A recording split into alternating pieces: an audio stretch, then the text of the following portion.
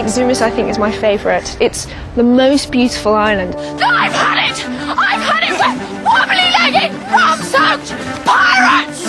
It's a very cool place to shoot it. You don't get to come to these places very often. Evening. Hello. We were on a spit of land, a sandbar in the middle of the ocean. We're shooting on an island that is half underwater half the day, and we have to plan our schedule around the tide charts. Can you even get this on film that the island is sinking underneath us? You can actually watch it. The hardest part is the footprints, because everything's in shot. So people have to walk ankle deep in this sort of soft mud to get to the locations. In the water! Watch your footprints. There's a lot to look forward to. I'm actually very excited to see it myself. Garden boat, mind the tide. Don't touch my dick. Now we're in the Grand Bahamas in Freeport, where we have this enormous tank. It's the largest open water tank in the world. The purpose was to get some control over some of the more extreme movements we were going to need to do with some of the ships. All right, let's go. Everyone ready to shoot. And mark. Look at those angles. This movie is a combination of so many things because it's a great performance piece. This compass points to the thing you want most in this world. It's a huge action piece. It's a huge stylized piece because you're shooting a period, you have lots of beautiful sets that you have to like. I'm here to negotiate. I'm listening. I'm listening intently. And then you have this incredible landscapes and incredible locations. We have all this beautiful scenery, beautiful angles, and beautiful light. There's so many interesting images. For me, the Black Pearl is kind of the old favorite. It's a brand new ship this time. First movie, we had a Black Pearl built on a seagoing barge.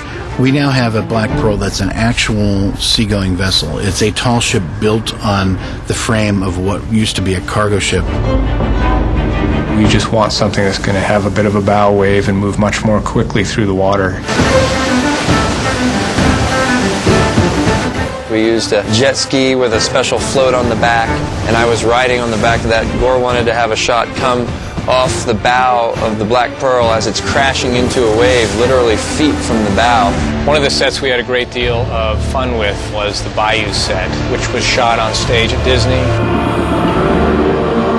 It was amazing walking into the studio and all of a sudden you poked your head round and there was all this water and this amazing tree house. My initial reaction was, can I get the blueprints because I want to live in this? I mean, I want to build this somewhere and live in it. I think ultimately the joy is, one, it's the challenge, and two, to be able to deliver for the director, deliver for Jerry in the studio, a great looking picture.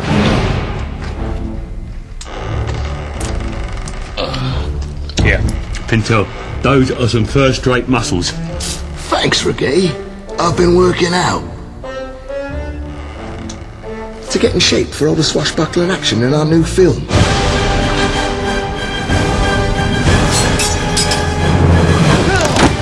There's a lot more physical adventure in this movie than the first one. We've got an amazing stunt team, really amazing, and they have been my favourite bits of filming so far, actually, the fight sequences. It's every boy's dream to be doing a swashbuckling pirate movie. Jump into a sail, get a knife out, slash it and slide down. It's like real Ralph Flynn stuff. The stage direction in an earlier draft of the script said something like, it's like the final scene of The Good, the Bad and the Ugly, and so begins the biggest sword fight in the history of films.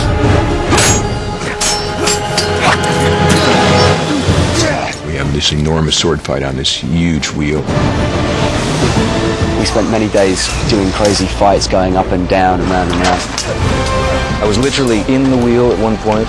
It was just exhausting. It was days and days and days of that. It takes meticulous planning to physically put this together, but the wheel was not designed for people. You have to rig a camera inside it and then outside it. I'll never forget the face on Gore when it was time to load me into the massive wheel. I mean, it was such an absurd request for one grown man to ask of another. It was so bizarre. that it was completely appealing.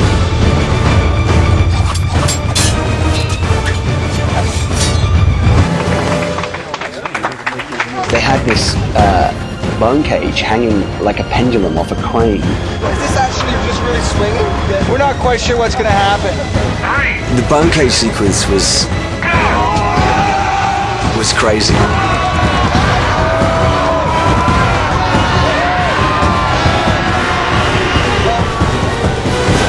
Orlando came in here ready to go. He's pretty adaptable to things and can pick up choreography real quick. Come on!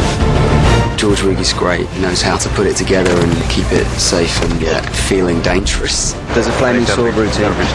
In this fight sequence, the sword's on fire. We had extensive sword training, which I've actually gotten quite good at, actually.